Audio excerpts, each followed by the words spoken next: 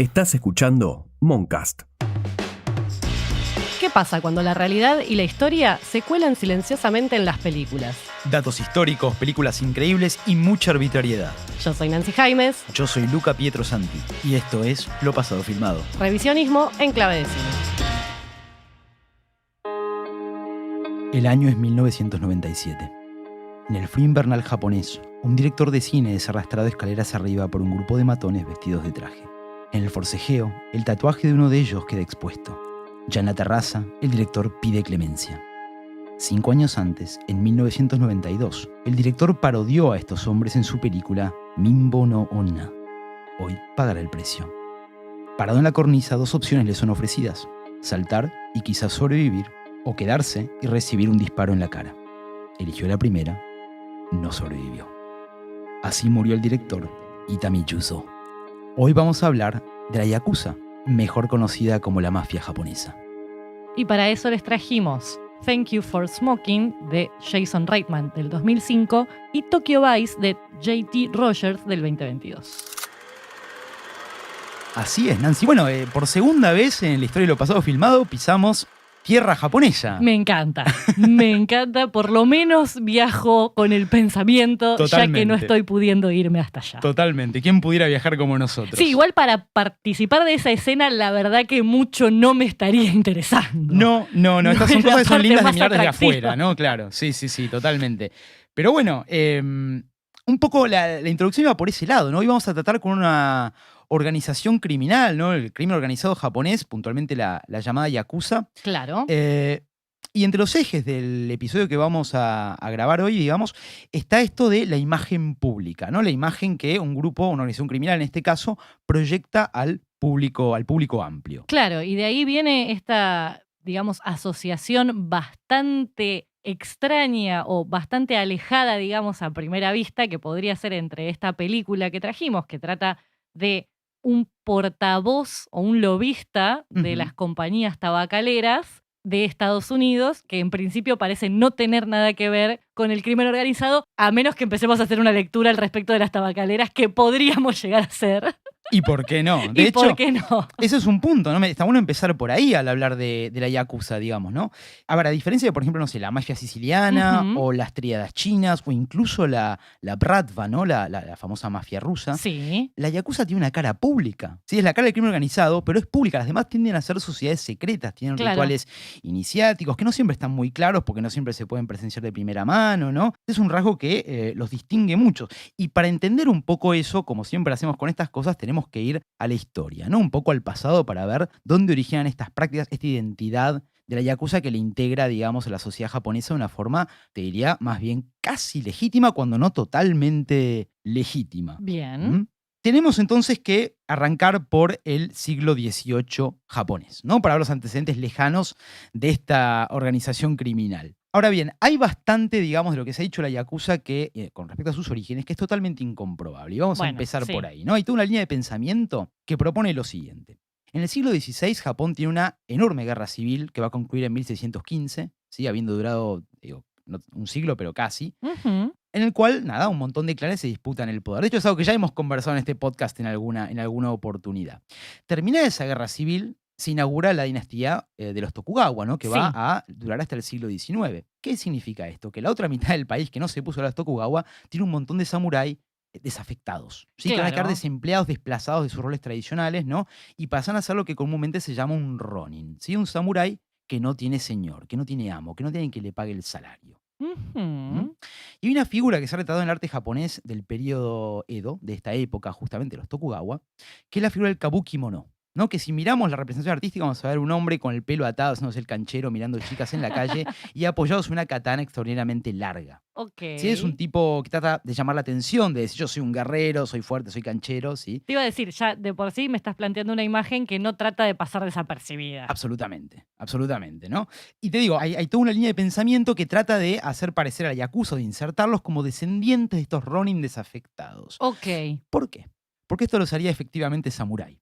Oh, bien. Les pone un título, digamos, que ya los sitúa en otro lugar. Claro, no están en los márgenes de la sociedad como efectivamente, ¿no? Siempre realmente estuvieron. Bien. ¿No? Ya vamos a hablar de esto con mayor detalle, pero esta línea de pensamiento, este relato, va a cobrar vigor especialmente en las décadas de 1920 y 1930, cuando la Yakuza intente, o de hecho no intente, se asocie efectivamente con grupos políticos militaristas de la ultraderecha, ¿no? Y ahí hay un relato de restaurar Japón, de proteger las bellas costumbres japonesas. Entonces ahí se tratan de vincular, ¿no? Con samurái, pero samuráis Claro. afectados, ¿no? Como somos marginales, pero somos ex nobleza, somos como punta de la pirámide social Tokugawa, una cosa por el estilo. Esto es Bien. incomprobable. Bien. Vamos a empezar por ahí. La otra línea de pensamiento más aceptada, mucho más comprobable, lo sitúa como descendiendo de dos grupos de la pirámide social Tokugawa, de hecho lo más bajo, casi no clases sociales, que la primera son los timberos o apostadores. Ok. ¿Sí? Estos eran personajes itinerantes, en japonés el término que se usa es bakuto,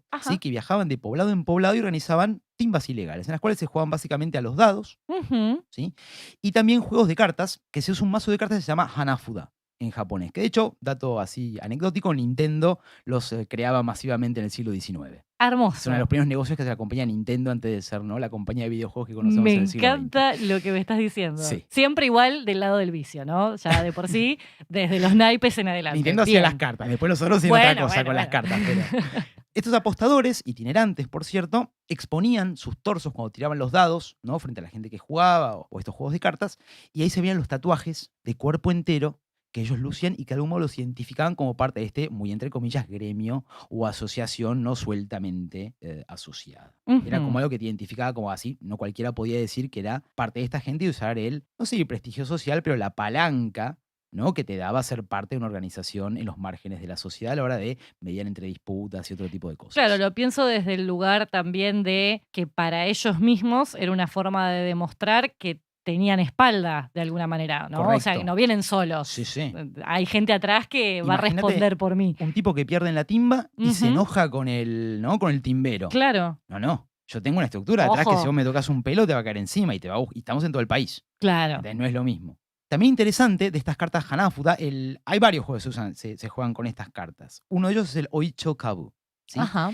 Más allá de eso, las tres cartas de valores más bajos en el Hanafuda, Ya, Ku y Sa.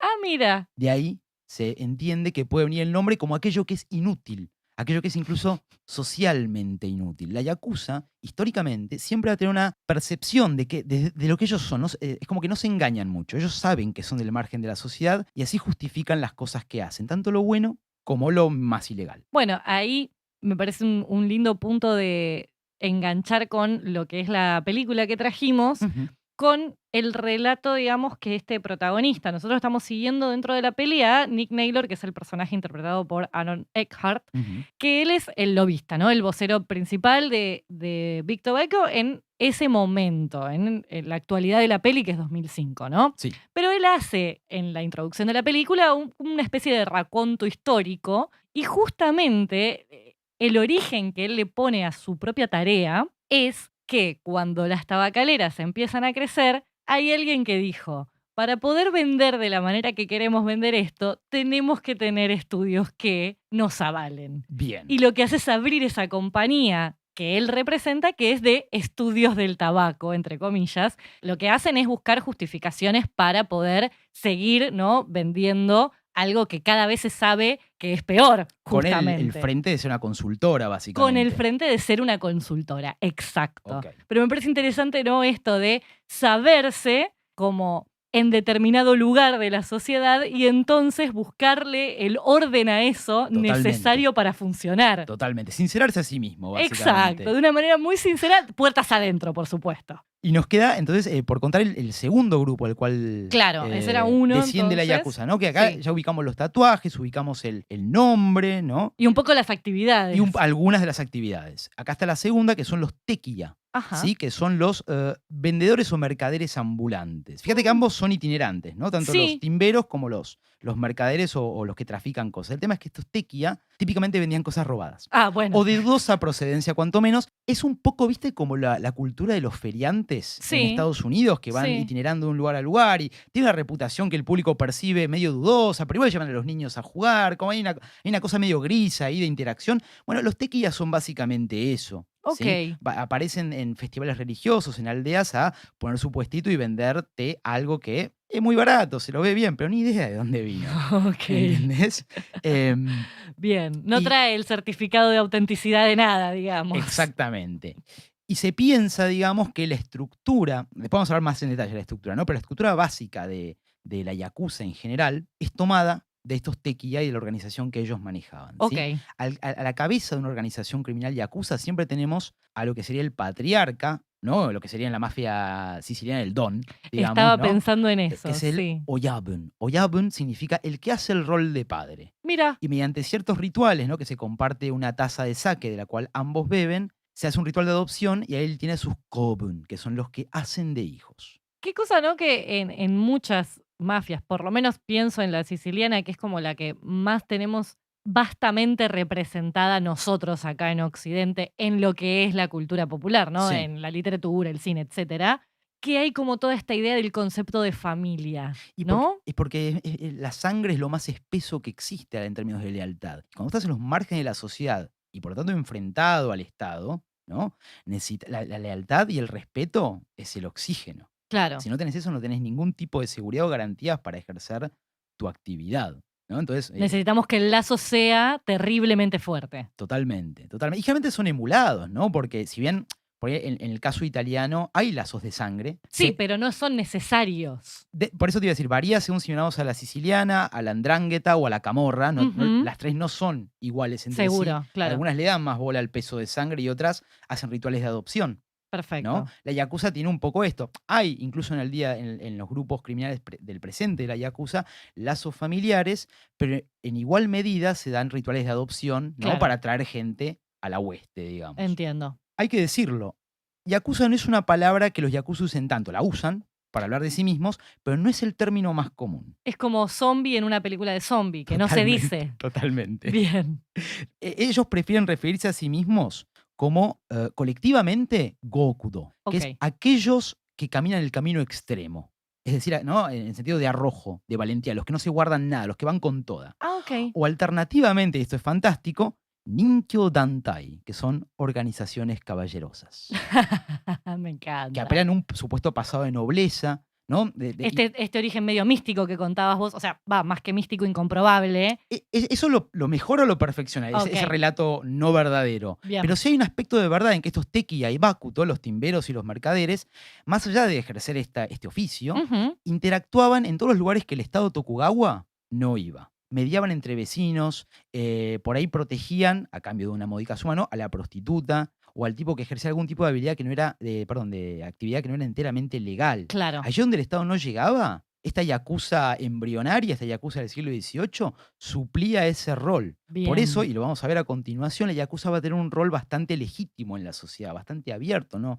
No son una sociedad secreta, que es lo que contábamos antes. Claro, en ese sentido lo asociábamos también a este lobista, Ujú. porque él justamente tiene una forma de ir identificándose y presentándose a sí mismo, en donde logra transformar eso que él hace, que otros ven como el mal directamente, el mal con mayúscula, Sí, sí, sí. en algo de lo que él puede sentirse orgulloso, ¿no? Que es como, Es el mal legal. y absolutamente Porque el legalizado. tabaco es de venta, ¿no? O sea, si tenés 18 años, en la mayoría de los países lo podés comprar. Tal cual, y en el que él está trabajando en los márgenes de la legalidad, pero por supuesto está dentro de la legalidad. Pero más allá de eso, digamos, socialmente, que es Ujú. donde se debate qué tan bien está esto que él hace, y que la película lo muestra muy bien, arrancando con una especie de programa de talk show, Sí, en donde traen a un niño con cáncer por fumar, un adolescente, ¿no?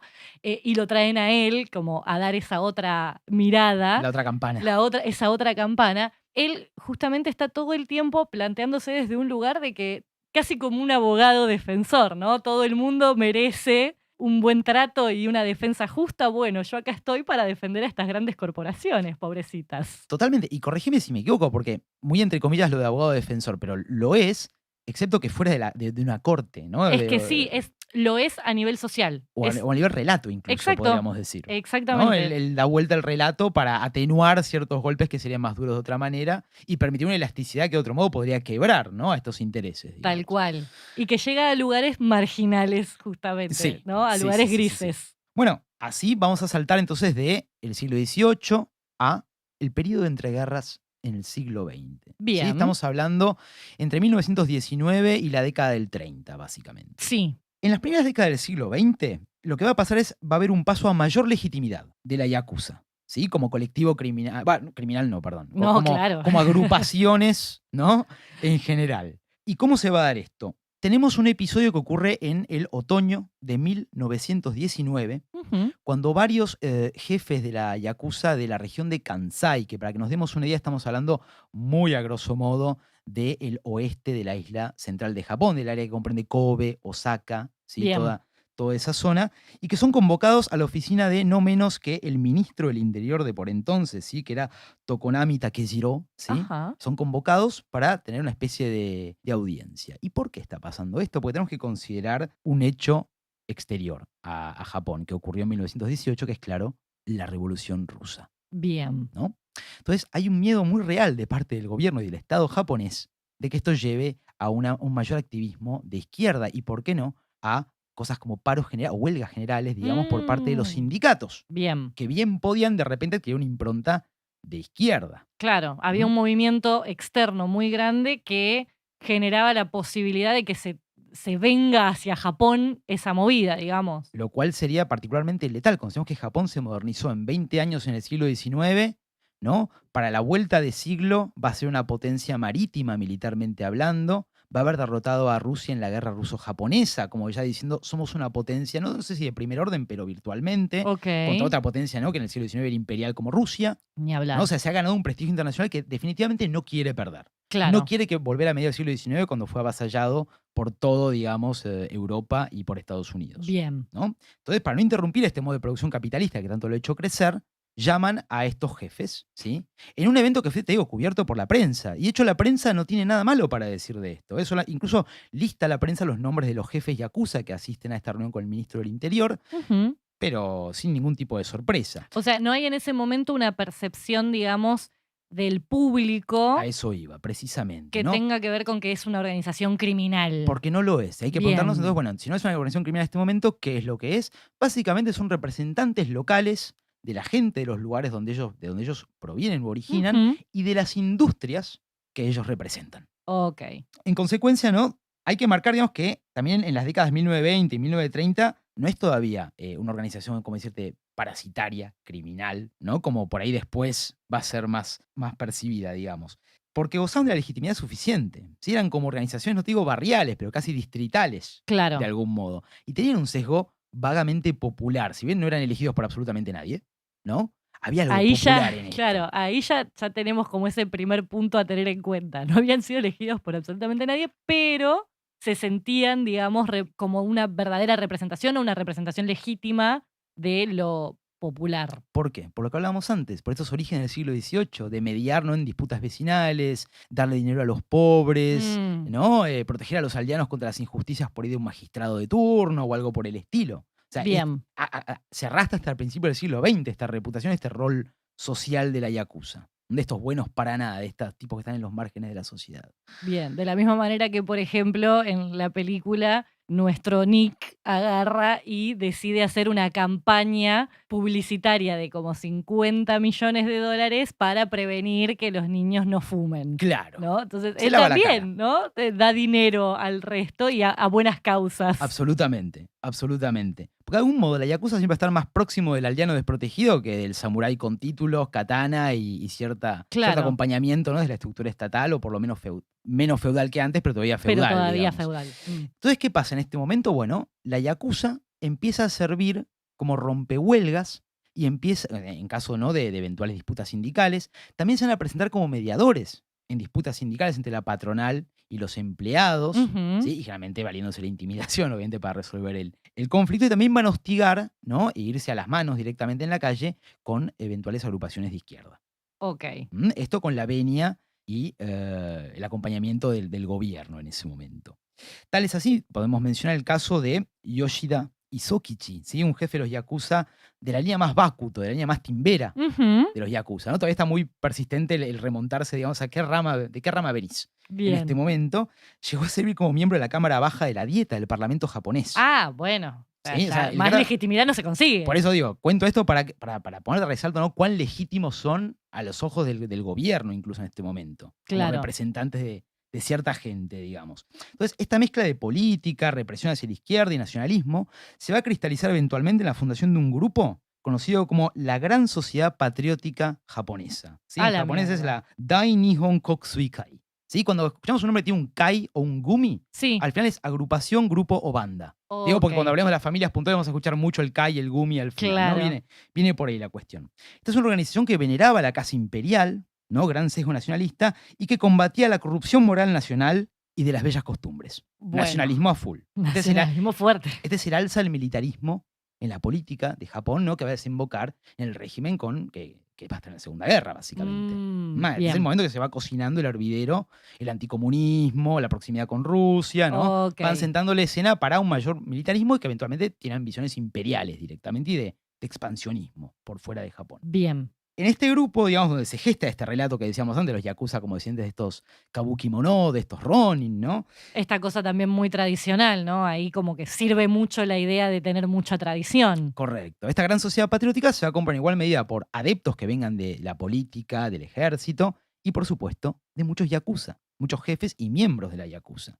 Sí, acá vemos la relación totalmente incestuosa entre una cosa y otra, entre militarismo, política y organizaciones de este tipo. Perfecto. Bueno, ahora, otra cosa más, que no solamente ocurre en Japón, en Europa también un poco lo podemos percibir con ciertos matices. En la década de interguerras había una cuestión de que la violencia política estaba parcialmente legitimada, ¿no? Había una cuestión de que el público esperaba que hubiera grescas callejeras entre, ¿no? La derecha y la izquierda, Ok. ¿no? Yo pienso en la Alemania de Weimar, por ejemplo, la Claro. Alemania de entreguerras. No digo que el público alemán estuviera contento con eso, o que el público japonés tampoco lo estuviera, pero sí que era esperable, que había como una cintura mayor de tolerancia Claro. alrededor del fenómeno, ¿no? De dos grupos políticos yéndose a las manos o a los tiros en la calle. Igual la gente que investiga esto que yo he leído menciona que las muertes casi nunca ocurrían en estas cosas. Ok. Eran, ¿no? Fuertes golpizas, por ahí con espadas de madera, ese tipo de cosas, pero rara vez alguien terminaba muerto. Era muy raro que eso ocurriera. ¿Mm? Bien. O sea, no escalaba tanto la violencia. O sea, Por- había, pero no llegaba a esos niveles. Había volumen, lo que no había Mm. era un pico, ¿no? De mortalidad. Bien. Yo lo describiría mejor de esa manera. En consecuencia, en esta época, la única crítica hacia la Yakuza necesariamente va a venir desde los intelectuales de izquierda. Todo el resto de los actores estatales y sociales van a estar o a favor o simplemente los van a mirar con indiferencia o sin censura. Bueno, que ahí es donde juega también esta idea y por qué traíamos este tipo de película o de personaje que tiene que ver con la actividad de un lobista, ¿no? Ujú. Del protagonista de esta peli, es la de ir a hacer lobby, que es justamente hablar en base a defender determinados intereses o conseguir que sus clientes sean representados de determinada manera o en determinados lugares, ¿no? Bien. Entonces, que tiene que ver con esto, con comunicarse con un montón de otros grupos para que todos estemos de acuerdo en qué es lo que pensamos sobre el tabaco. Que si vamos al caso, como bien decías, ¿no? Estamos hablando de algo que se sabe que hace mal, pero sin embargo es legal. Entonces hay un montón ahí de cintura en la cual trabajar. Que me parece que en la película queda muy bien puesto de relieve con lo que ellos llaman los jinetes del apocalipsis. Tal Cuando se cual. junta, ¿no? Con Esos la otros. dama y el caballero, digamos, que se dedica a representar a las armas. Sí. Por un lado, Big Guns, y después está Big Alcohol, ¿no? Claro. Todo el consorcio de venta de alcohol. Y que si vamos hacia el final de la película, cuando él plantea como el nuevo status quo de las Sí. cosas después de toda esta aventura que atraviesa durante el desarrollo, se le suman nuevos y se le suman lo que es combustibles, Sí, lo que es comida rápida sí. y lo que es todo lo que puede generar un problema para el ambiente, todo lo tóxico. Es hermoso. eso. Entonces es como que se empieza a ampliar cada vez más Es ese casi rango de Es acción. casi mitológico en Es algún casi punto. o sea. mitológico.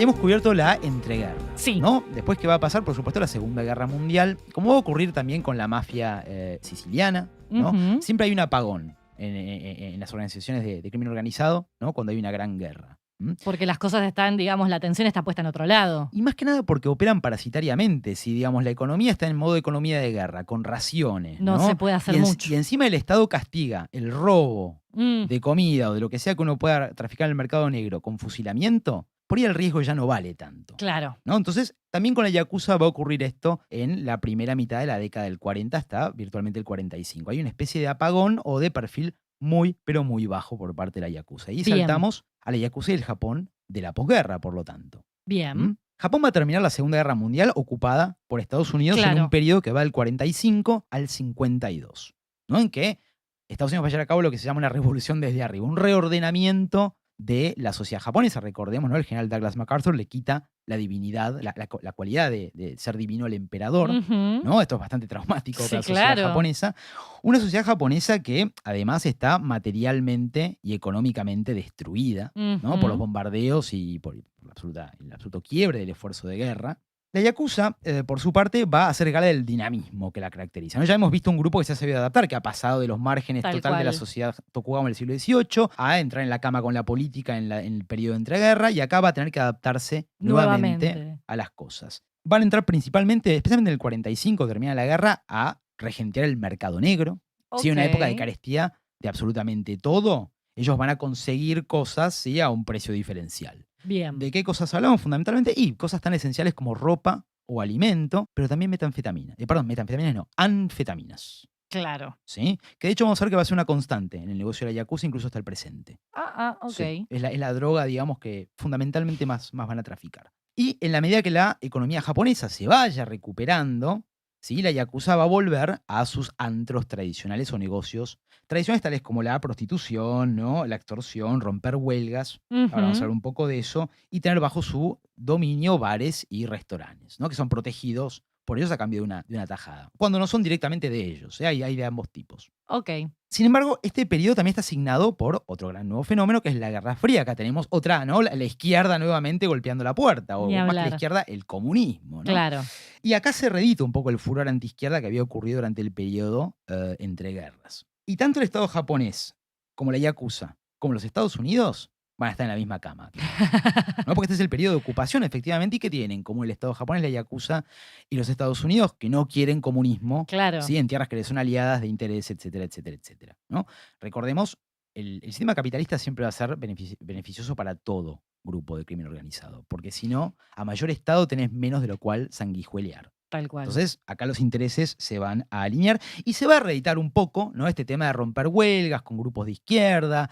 Hay un caso muy famoso, de hecho, con el sindicato de maestros y de profesores, Mira. ¿no? Que también tiene un marcado perfil comunista o más bien de izquierda. Bueno, la Yakuza va a ir a romper junto con el Estado, es decir, con la policía, Claro. ¿sí? Pero bueno, ya en la década de 1950 y 1960, en la medida que estos negocios que mencionábamos antes tomen vuelo, Sí. la Yakuza va a diversificar, va a crecer todavía más y la Yakuza va a adquirir, digamos, el perfil ya más de una empresa o de una asociación comercial. Ya no son estos grupos tan populares como hablábamos antes, ¿no? Ni tan en la cama con la política. ¿Por qué? ¿Qué cambió del periodo entreguerra al periodo posguerra? La tolerancia de la sociedad del hombre y la mujer de a pie con la Ujú. violencia callejera. Ya no está al mismo nivel de tolerancia, porque ahora la Yakuza ya no puede hacer lo que hacía antes con la misma libertad. Ok. Entonces diversifican sus intereses, ¿no? Tratan de ir por otro lado. Bien. Otra vez esta adaptabilidad. Perpetuamente, lo vamos a ver una y otra vez en la Yakuza. Y además porque el reducir la violencia callejera nutre un poco esta imagen de la asociación caballerosa, ¿no? Que la Yakuza japonesa le intenta proyectar ante la sociedad, a la cual se aferra como pasado idílico una y otra vez. Ujú. Algo parecido va a ocurrir en la política. La Yakuza no va a mantener contactos y colaboraciones con el Partido Liberal Democrático Japonés, que ostentó el poder, de hecho, casi continuamente desde su fundación en el 55 hasta el presente. Ok. Esto es hay algo que hay que tener muy presente. En Japón gobierna este partido desde el Sí. 55 hasta hoy casi ininterrumpidamente, excepto en 1993, 1994 y nuevamente entre el 2009 y el 2012. En todos los demás años, Ok. el Partido Liberal Democrático tiene la mayoría en el gobierno. Mira. ¿Sí? Por lo cual, toda vez que la ley Yakuza se meta en la cama con la política, vamos a ver el mismo partido Es con la político. misma gente, claro. Exactamente. Y además, hay que decirlo, el perfil, digamos, de este partido es un movimiento, es un partido paraguas que agrupa a varias entidades políticas de una marcada raigambre conservadora. Bien. ¿Sí? Entonces tiene mucho que ver con esta misma idea de Por eso hablo que hay sostener. rupturas y continuidades acá. Claro. Ni una cosa ni la otra. Bueno, también durante la Guerra Fría, especialmente los 60, la Yakuza va a ayudar a reprimir las olas de protestas estudiantiles que había contra un pacto que se va a celebrar entre Japón y Estados Unidos en 1960, que es el Pacto de Seguridad y Cooperación Mutua. ¿Frente a qué? Ujú. Frente, ¿no?, a la Unión Soviética. Claro, otra vez, Los- el fantasma del comunismo. Claro, los estudiantes protestaban este tratado porque decían, no, Estados Unidos está arrastrando una guerra en la cual la verdad que nosotros no tenemos ningún interés ni somos parte, y el Estado japonés le va a interesar mantener buenas relaciones con Estados Unidos por un sinfín de razones. Sí, claro. La Yakuza, por supuesto, va a tomar partido por esta contienda, ¿no? Va a tomar el partido del gobierno. Bien. De acá deberíamos saltar ya a los gloriosos 80, Nancy. Me encanta ¿Sí? esa década, me encanta que hablemos de ella. Los 80 fueron muy gloriosos para Japón, ¿sí? Fueron el momento, bueno, de economía burbuja que eventualmente se va a pinchar, pero no es el pico de prosperidad, de riqueza e incluso de opulencia de Japón, ¿sí? Fundamentalmente por el gran volumen de exportación de productos electrónicos, Ujú. pero también, ¿no?, por esta gran burbuja especulativa, no solo en los mercados financieros, sino también en el mercado inmobiliario. Bien. ¿Mm? Entonces, de repente hay un montonazo de plata en la calle. Este periodo nos va a presentar a Yakuza en su mejor momento también. No va a ser el mejor momento de Japón, va a ser el mejor momento de la Yakuza también. Claro. Y acá ya tiene un perfil plenamente empresarial, te diría. Tienen edificios, ¿no?, con oficinas a la calle, que tienen el nombre y el logo de tal o cual clan o familia Yakuza de cara al público, digamos. Ok. Tarjetas de presentación, nombre, apellido, clan Yakuza y posición dentro de él. Cero drama. Totalmente. Y también una cooperación, esto es muy interesante, casi abierta entre la policía y la Yakuza. ¿Sí? No era una vista poco común en los 80s que los detectives de la policía entren a las oficinas de los Yakuza a tomar café y fumar cigarrillos y ponerse al día de lo que estaba pasando en el barrio, en la calle en general. Y esto era un toma y daca que iba para los dos lados, ¿no? La Yakuza sabía un poco lo que la policía hacía, tipo, che, retirá las cosas de este Claro. lugar del puerto que vamos a caer, o dejá un pingo ahí como para que lo podamos publicar en los medios que hicimos algo, ¿no? Y vos a cambio contame dónde está la grosa. Bien. O sea, ¿No? había una relación de ida y vuelta tranquilamente. Vamos a poner un caso muy sencillo de ejemplo, totalmente hipotético. Suponete que en Sí. un barrio determinado hay una banda de 5 o 6 personas que está literalmente robándole a la gente. Los para Sí. a la noche, ¿no?, con un cuchillo o lo que sea, y les pide la billetera. Ok. La policía tranquilamente, porque digamos que la violencia está bastante recortada en Japón, ¿no?, Ujú. a la hora de aprender criminales, tranquilamente puede ir a la oficina de los Yakuza y decir, che, está pasando esto, ponémelos en orden. La Fíjate. Yakuza que conoce a la abuelita que vive en el primer piso, conoce a la familia de profesionales que vive en la casa bonita de la esquina, sabe exactamente quiénes son, dónde están y dónde encontrar, y los van a ir a buscar. Y no sé si los van a tirar a la bahía con zapatos de cemento, pero por lo menos le van a dar una fuerte advertencia que le dicen, váyanse de acá, no los queremos ver nunca, jamás. Bien. Y lo van a cumplir. Esto lo podemos asociar con el periodo de oro, digamos, que nuestro lobista extraña de esta compañía. O sea, ¿por qué él, dentro de lo que es el personaje en sí mismo, es una película que trabaja mucho desde el personaje, ¿no? Seguimos mucho las particularidades de él. Él decide trabajar para la compañía de tabaco porque para este momento, recordemos, película 2005, situada en ese presente, Ujú, el tabaco ya tiene muy mala fama. por supuesto. Por más que continúe en la legalidad y todo, ya tiene muy mala fama. Entonces, No hacía bien como en los 40, que era un expectorante que limpiaba los eso, pulmones. ahí está. Entonces, él se planta desde un lugar de, porque si yo puedo vender tabaco, puedo vender cualquier cosa.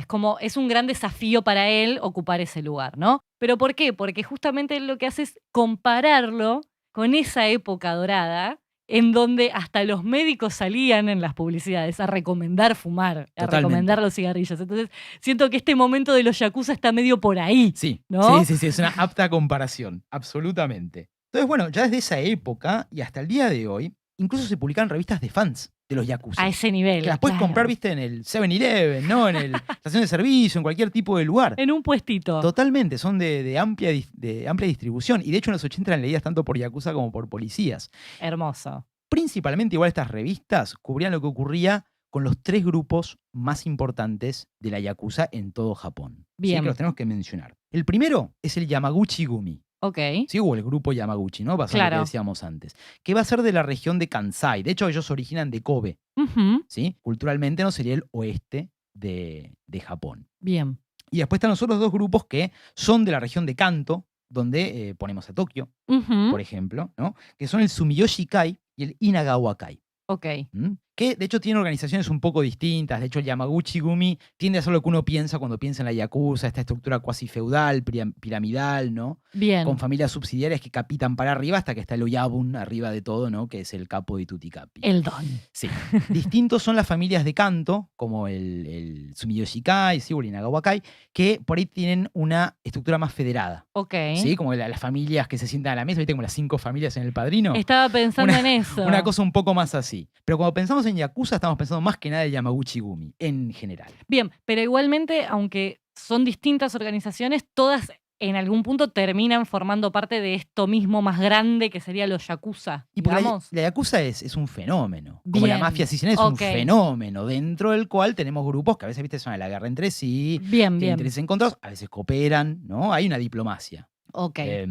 Es interesante notar que entre estos 3 grupos, Nan, tenemos a 1/3 de toda la Yakuza de Japón. Ok. O sea, Yamaguchi-gumi es el number 1, ya de por sí es el más grande. Bien. Pero ya con estos 3 grupos, si los agrupás, digamos, ya tenés Sí. todo el peso del crimen organizado de un solo lado. De hecho, lo que se va a dar de los 80 en adelante es que lentamente van a ir absorbiendo, por cosas que vamos a ver después, a todos los grupos más pequeños. Algunos se van a disbandar porque no se le pueden plantar a los demás. Claro. Y otros van a simular disbandarse para volverse subsidiarios Van a de, terminar por ejemplo, absorbidos, el claro. Yamaguchi-gumi o Ok. alguno de estos otros grupos. A modo de referencia, para 1988, Ujú. la Yakuza tenía unos 86.500 hombres en sus filas. Tranca. En total, ¿no? Realmente es un ejército Es bastante muchísima considerable. gente. Divididos, ¿no? En distintas Sí, claro. familias. Entonces, la Yakuza a este punto, y especialmente en el caso de estos 3 grupos principales, tiene una estructura, como decíamos antes, cuasi feudal, piramidal, ¿sí? Y con varias familias que son subsidiarias, que básicamente aportan a las familias más grandes. Entonces tenemos que hablar, a ver si es un momento para contar un poquito la estructura genérica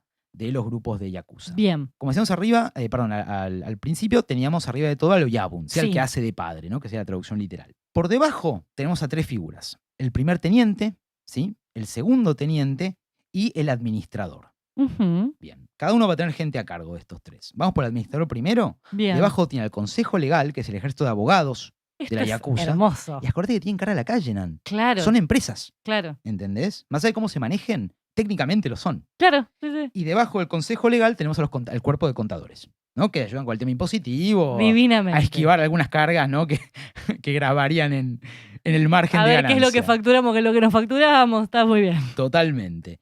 Debajo del primer y segundo teniente tenemos a lo que se llaman los kyodai, o hermanos mayores. Generalmente es lo que Ajá. se llaman los capitanes, Bien. ¿no? Que tienen por ahí sus propios grupos más pequeños, etcétera, que están compuestos por los yatei o hermanos menores, ¿no? Que son el peldaño Ya más lo- bajo dentro de la Yakuza. Más a la calle, digamos. Los que están más en contacto con todo. Sí, hay que mencionar que hay más bajo que eso, pero ya no es Yakuza. La Ajá. Yakuza va a manejarse o tiene interjuego con otros grupos de los márgenes de la sociedad japonesa. Un caso muy notorio son los llamados Bozozoku, que son los grupos de motociclistas, generalmente son pibes de entre 17 y 22 años, Bien. que, viste, por ahí dominan muy entre comillas un barrio, se juntan en las plazas a mostrar sus motos hipertuneadas, Ok. con, ¿no? Esos como abrigos largos que tienen tan llenos de kanji, de consignas de ultraderecha de la Segunda Guerra, o cosas que se ponen los kamikaze, ¿no?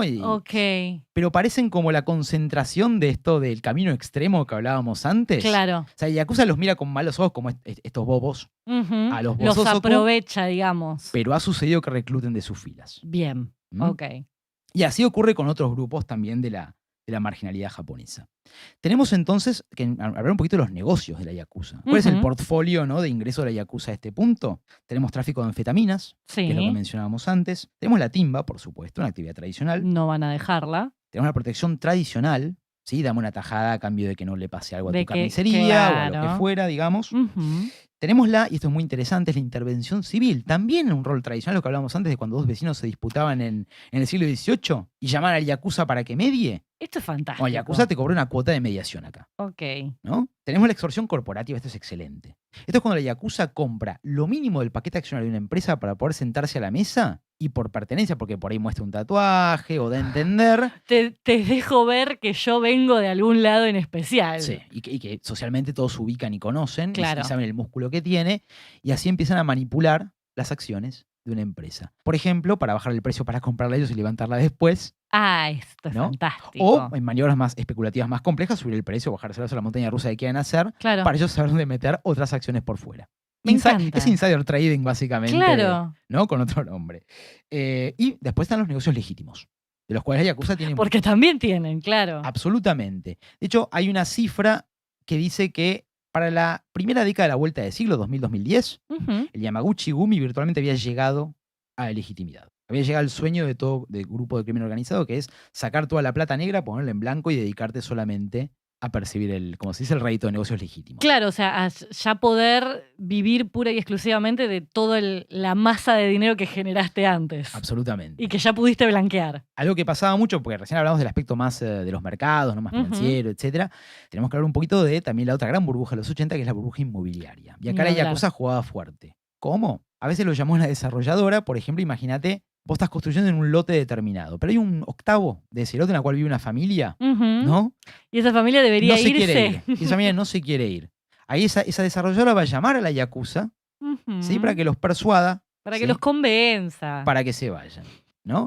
De hecho, la Yakuza lo va a ocupar y después van a negociar con la desarrolladora por cuánto se van a ir ellos. Claro, ahora es mío. Pero siempre igual va a ser más barato, ¿no? Porque si no sería un mal negocio, Sí, de seguro. lo que tenían que pagar o lo que tenían que esperar. Por lo que yo leí, digamos, las leyes de desalojo en Japón son embromadísimas, ¿no? Claro. Puedes estar tranquilamente 2 años o más para sacar a alguien de un lugar, incluso cuando se te meten ilegalmente. Entonces termina siendo igual más barato comprárselo al Yakuza que se encargó. ¿Qué es la Yakuza? Un atajo frente a la lenta burocracia del Estado, en este caso. ¿Qué pasa en 1989 y 1990? Ujú. Se da el colapso de la economía burbuja de Japón, ¿sí? Lo cual produce una drástica caída en los precios del mercado inmobiliario y la quiebra mansalva de un montonazo de compañías de varios rubros, ¿no? La economía japonesa toma un tumbo para abajo Claro. rápidamente y un montón de gente que piensa que tiene un montón de plata, de repente no tiene tanta o sus bienes no valen tanto como pensaban. Acá se adapta nuevamente la Yakuza, que venía, ¿no? sanguijueleando, digamos, en el momento de mayor prosperidad.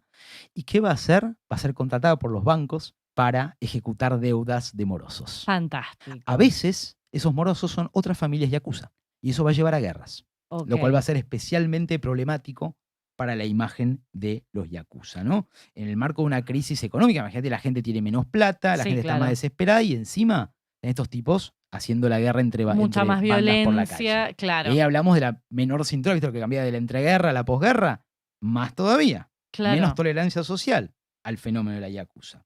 Entonces, a mayor violencia en las calles, menor tolerancia, y especialmente porque en estas guerras, hubo 3 grandes guerras, ¿no? Pero la última que ocurrió en Okinawa, va a terminar muerto un estudiante que fue confundido por un miembro de la Yakuza. Ahí se rompe una regla cardinal de los Yakuza, que es no te metas con los civiles. Nunca. Ahí no van a quedar bien, entonces. Exacto. Acá no caen bien parados. No. Este va a ser el tumbo de relaciones públicas más importante de la Yakuza. Tanto es así que el Partido Liberal Democrático, este casi gobierno perpetuo en Japón, va a sacar una ley en la cual también un poco de presión de Estados Unidos, hay que Ajá. decirlo, en la época de la guerra contra las drogas, acordate, ¿no? Ujú. Y Estados Unidos propone que Japón no está llevando su peso en eso. Entonces hay varias razones por las cuales se pasa una ley que se va a conocer como el Botaiho, que sería el equivalente, en algo que podemos conocer más por las series de mafia en Estados Unidos, Sí, de la ley RICO. bien. ¿Sí? Que la traduciríamos con la ley de organizaciones corruptas influenciadas por extorsión. ¿Qué permite esto? Básicamente, el enjuiciamiento a un grupo criminal entero por sus variadas y diversas actividades criminales. ¿Sí?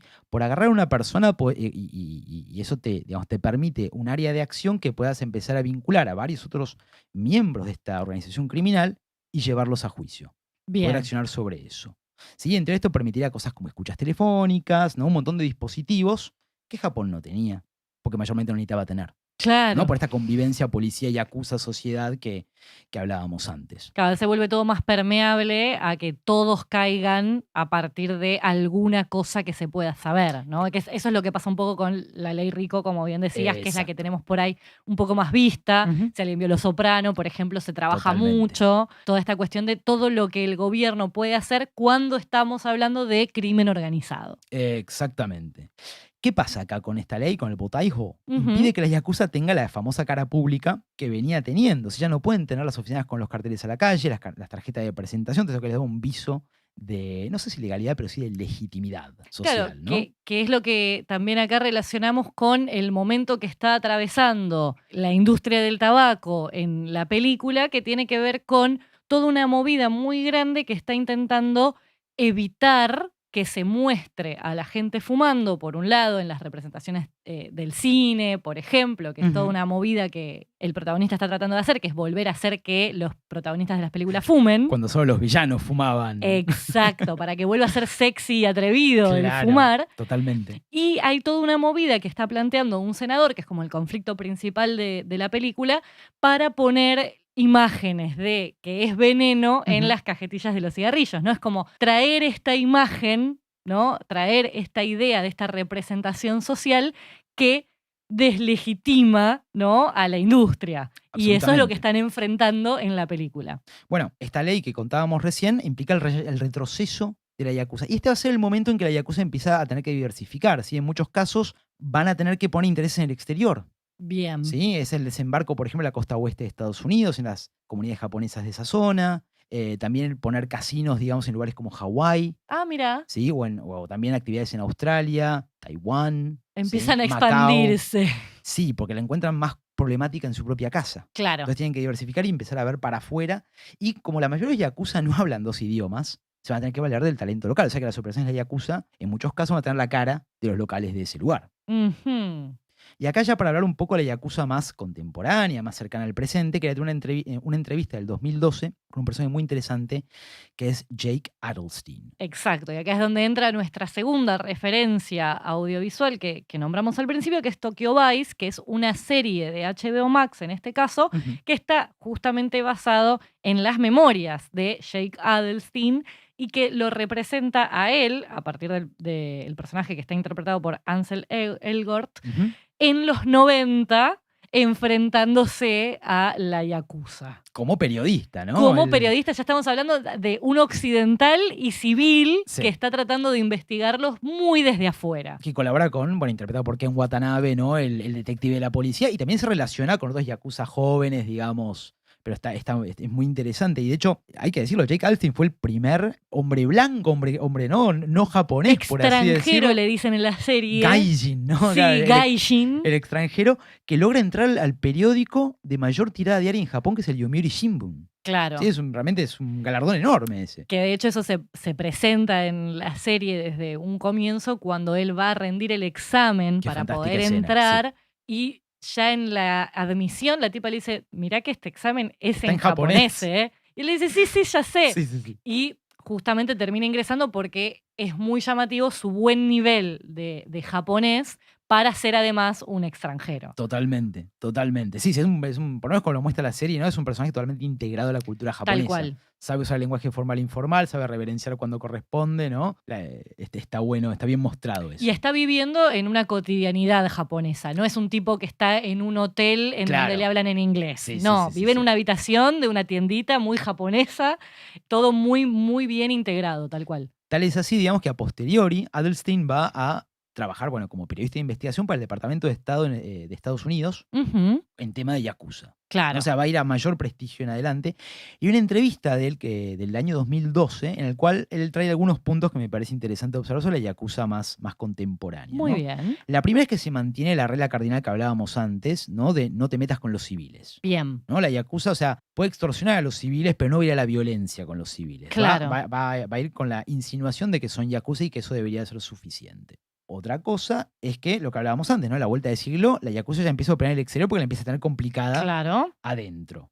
Y se va a hablar del talento local. La tercera es que la Yakuza moderna se parece mucho más a una empresa que a matones tatuados con 9 dedos. Esta referencia, ¿no? Con el tema de 9 dedos, que no lo hemos mencionado todavía, es muy común en la Yakuza por una determinada falta. Sí. Por ahí tu oyabun o tu superior, sea quien fuera, digamos, te pida que agarres una daga y te cortes la falange del dedo meñique. Ujú. Que no solamente es algo que visualmente te identifica como Ya un te yakuza, muestra, claro. además de los tatuajes, ¿no? Sí. Un poco por eso también la yakuza se viste de traje, porque les cubre los tatuajes de cuerpo entero. Esto es verdad, viste, Nan, que en Japón están las casas de baño públicas, de Japón que uno Sí. paga para relajarse, bañarse en agua caliente, como también están los lugares de aguas termales, más en las Claro. montañas, es una zona sísmica, etcétera. Muchas tienen carteles de no se permite gente con tatuajes. Upa, Es una forma de decir que no entra la yakuza. claro. Pero también, no sé, sos un argentino o una argentina con tatuajes y vas ahí, no te van a dejar entrar. No te dejan entrar, claro. Entonces, como que tienen que hacer un término sábana, Y bueno, porque sí, no pueden porque decir, no tampoco... se admiten yakuza. Claro, no queda Pues se bien. enojan los yakuza.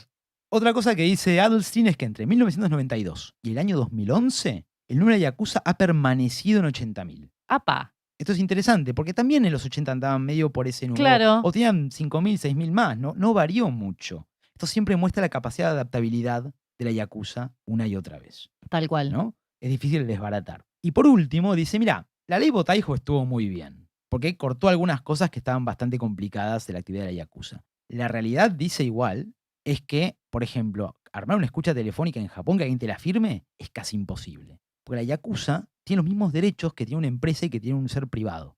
¿Entendés? Claro. O sea, no es para nada fácil que alguien te firme la autorización para intervenir en las líneas telefónicas. Por lo cual, una y otra vez yakuza siempre va a tener. Tiene un ese determinado- margen en el cual poder zafar. Y lo otro es que incluso no hay en Japón programa de protección de testigos. Ah, mira. Para alguien, viste, que quiera salirse y medio Claro. contar un poco cómo viene la mano.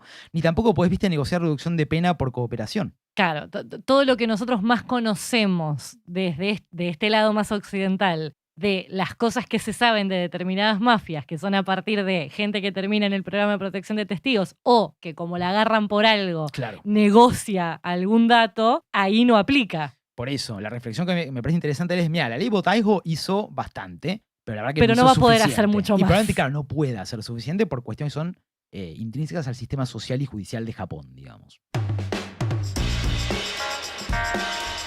Bueno, hemos hecho un recorrido histórico, ¿no? Totalmente. Y más allá de que nos gusta viajar a Japón mentalmente, todo lo que se pueda, la habíamos elegido dentro de muchísimas organizaciones criminales que podríamos Por haber supuesto. elegido, justamente por esta particularidad de que tienen, digamos, una representación, algo a la vista, ¿no? Que está mucho más cercano o es mucho más identificable que cualquier otra porque han tenido, ¿no?, una imagen pública Total. que han generado ellos mismos. Y una estética propia. Y Una una- forma de caminar, esos trajes medio chillones que usan, ¿no?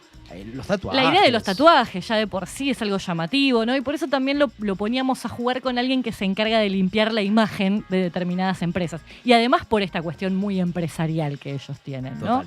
Entonces, también por eso arrancábamos el episodio con una escena que tiene mucho que ver con la representación. Entonces, quiero que hagas tu declaración al respecto de que estábamos ficcionalizando algo que no está confirmado, porque no quiero que tengas problemas.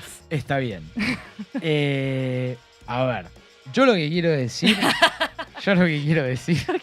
Tengo que declarar lo siguiente. es que no está confirmado Muy bien. lo de Yuzo Itami. Por las dudas, ¿viste? Yo no quiero encontrarme con problemas. Yo todo lo que voy a decir es que la nota suicida estaba mecanografiada en su escritorio. Porque todo el mundo cuando se suicida escribe a máquina. Claro. Que habla de un affair que salió publicado a posteriori y que la familia desconoce totalmente. Así que bueno, lo vamos a dejar ahí como la sugerencia que hacen estos hombres tatuados con 9 dedos. Y que les importa mucho cómo los muestran. Absolutamente.